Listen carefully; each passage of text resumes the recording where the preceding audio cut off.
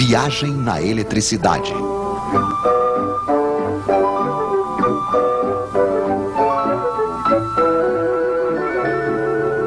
Entre menos e mais. Senhores conceituados em uma certa época descobriram a eletricidade. Eles tinham rodelas de metal e de pano molhadas em um ácido, que eles empilhavam umas sobre as outras. Isto fazia uma pilha de rodelas, uma pilha elétrica.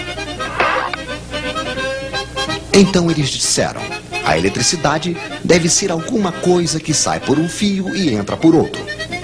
Então eles escreveram mais de um lado e menos do outro, e decidiram que a eletricidade ia do mais para o menos.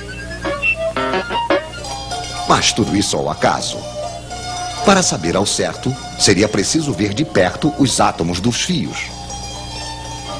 Hoje, graças a nossas câmeras especiais, estamos habilitados para apresentar-lhes aqui alguns átomos que nos deram a honra de vir em nossos estúdios para nos explicar.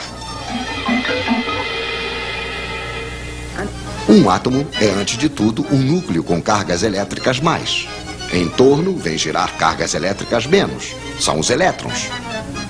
Quando existe a mesma quantidade de menos que de mais, as cargas elétricas se anulam. O átomo é eletricamente neutro. Mas os elétrons adoram passear. Então, assim que falta um elétron, há uma carga a mais que não é mais anulada. O átomo não é mais neutro. Ele se torna positivo. E quanto mais lhe falta elétrons, mais o átomo é positivo. Ele só terá uma vontade, o átomo, claro, que é a de recuperar elétrons.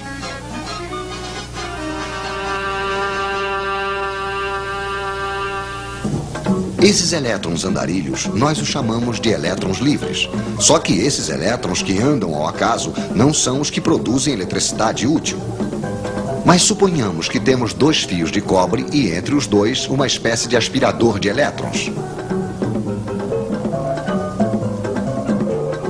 De um lado, teremos muitos elétrons livres, é o lado menos. E do outro lado, faltará. Onde os átomos são positivos, é o lado mais. Existe entre os dois fios aquilo que chamamos de diferença de potencial, de volts. Por que volts? Ah, sim, o senhor que tinha inventado a pilha elétrica se chamava Sr. Volta. E quanto mais elétrons faltar de um lado, maior se torna a diferença de potencial, mais volts há. Ao longo dos fios, os átomos certamente só terão uma vontade: recuperar os elétrons que estão no outro fio. Vamos deixar os elétrons passarem. Vamos fazer-lhes uma passagem, mas estreitíssima. O filamento de uma lâmpada, por exemplo. Então os elétrons se precipitam, se pressionam, se empurram. Os átomos do filamento ficam atrapalhados. Esfrega, esquenta, produz luz.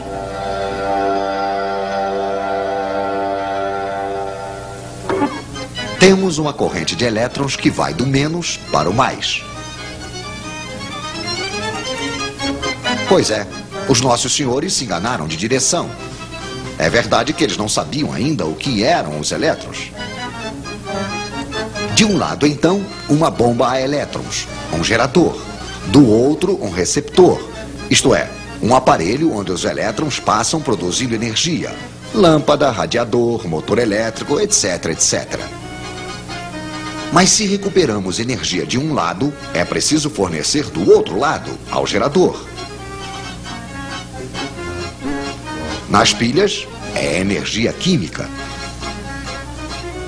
Um ácido ataca um metal. Quando o ácido está usado, não há mais volts. Podemos também utilizar a energia solar. Podemos também fazer girar um ímã diante de uma bobina. Aí é preciso energia mecânica.